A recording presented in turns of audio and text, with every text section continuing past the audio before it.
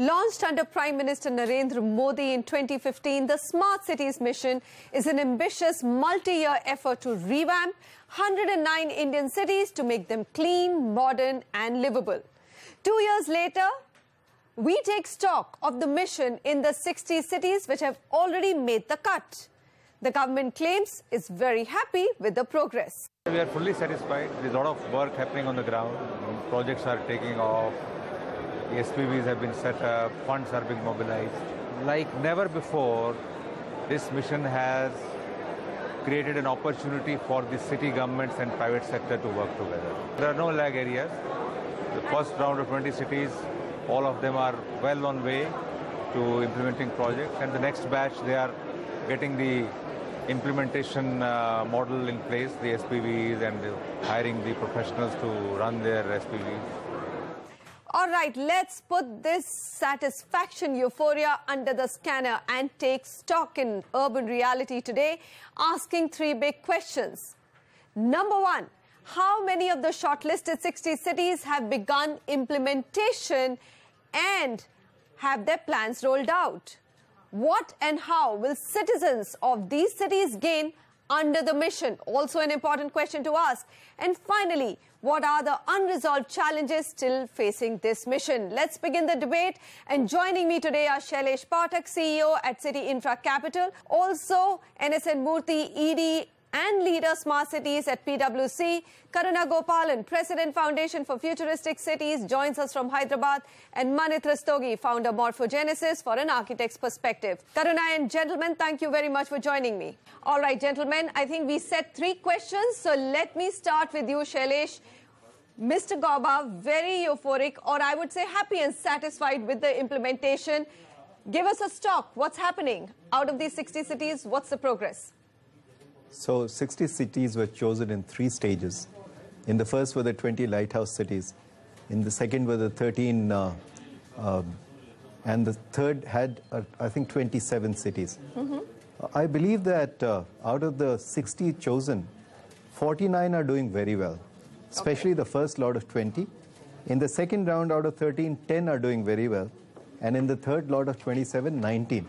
I do know that out of 60 cities, 59 have incorporated their special purpose vehicles, and we have the latest reports on how many projects have been taken up and how many have finished.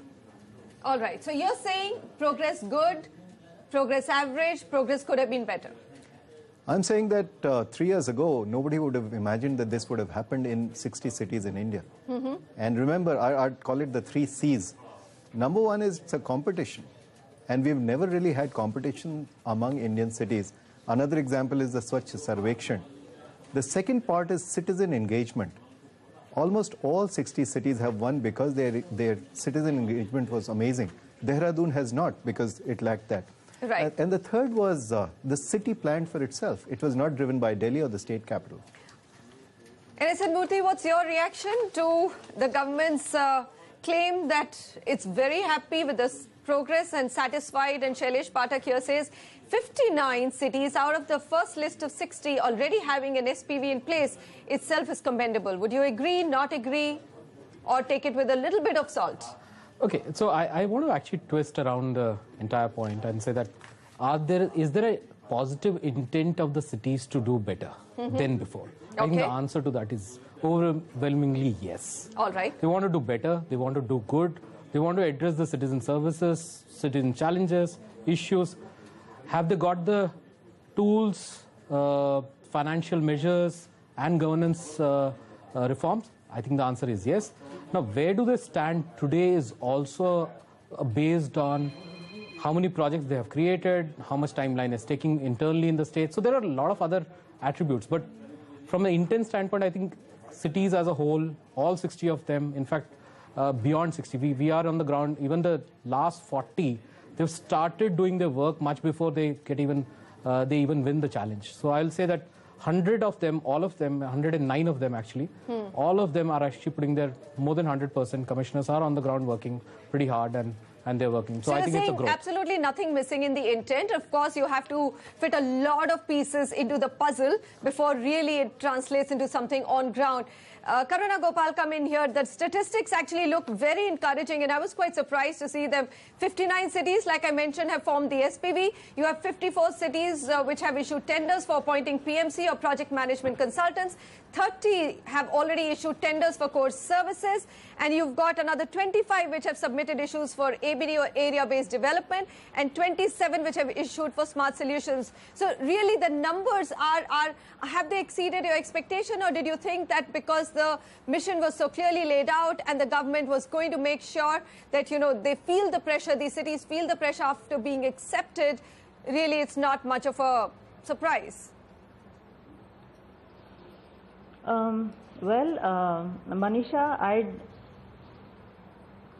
I'd like to say that I am happy, but I would also be happier if the government does, you know, things a little differently and perhaps in a way that actually make long-term sense. Okay. See, I mean, we heard two speakers, you know, Shailesh saying that he's amazed at the pace and, you know, things are improving very fast.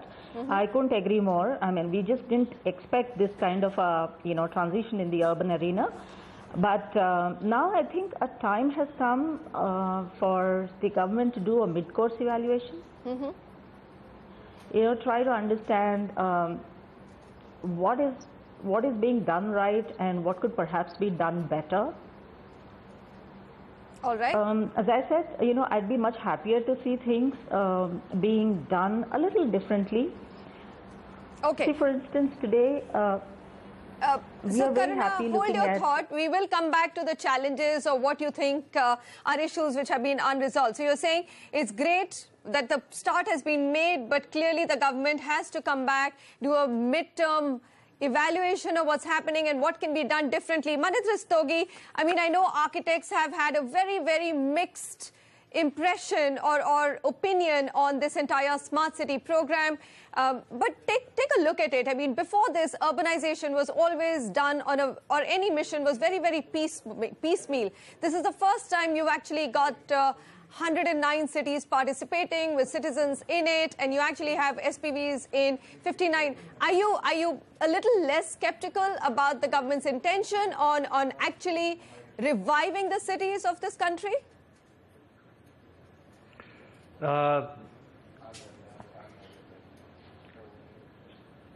Thank you, Manisha. So first and foremost, skepticism with any form of productivity from Indian government is always a skeptical right of a citizen. You know, that's how we've sort of grown up, I think, for the last 70 years. So let's get that one out of the way. But yes, so number one, I would agree. It is absolutely phenomenal, right, that the program is still moving on, and it's not just rhetoric. Okay, so yes, there is progress, and yes, it is actually quite incredible that that for once in more than half a century, the government believes that the wheels of the economy and human capital are going to be built around cities, and therefore let's do something about them. So there's, as architects, we don't think we have a problem with that. I think where the problem really comes from, despite all these statistics, is that what do these statistics really point to? Is it a statistic that says that we have now converted all our street lighting into LED, or does it say that we have actually improved air quality in our cities, or we've improved walkability, or we've actually made the city more livable for how the other half, the person without a car, exists in the city? Okay, so I don't really think right now that the statistics point to an improvement in livability or sustainability or the key factors that actually make a city going. But having said that, the fact that anything has got done is remarkable. So I remain hopeful. I remain hopeful with the fact that cities aren't built overnight, and it's only been 2 years. I think that we are far too optimistic that on a 5-year window we will be able to see achievement. Cities take decades to improve. There is no doubt about that. But I would like to see a lot more emphasis rather than on the statistics of 700 projects.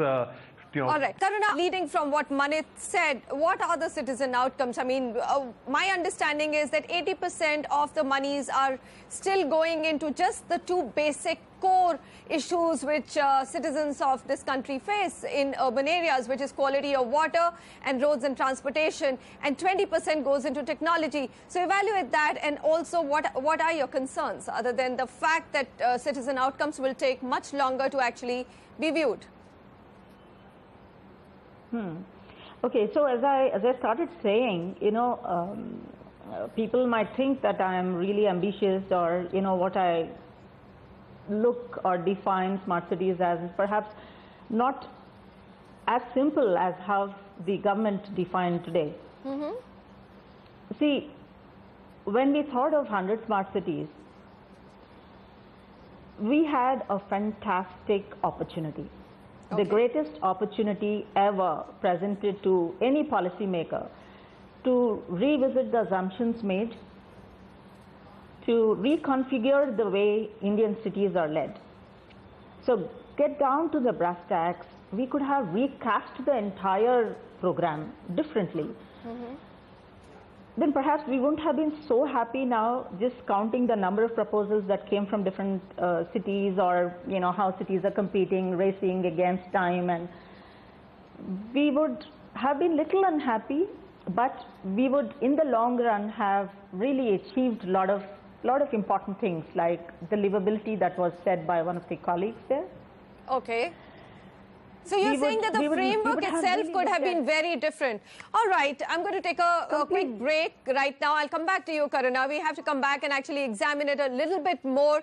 I mean, both in terms of does it really improve livability? Because this is, remember, an area-based development. So it's not as if Bhubaneswar gets chosen or NDMC or New Delhi, let's say, makes it into the list. But it's a very small area which will see improvement. What happens to the rest of the city is a big question. Also, what about the closure of financial gap? The funding which is coming from both the center and the state just meets a very, very tiny part of the requirement of even that small area-based development or the vision that is there.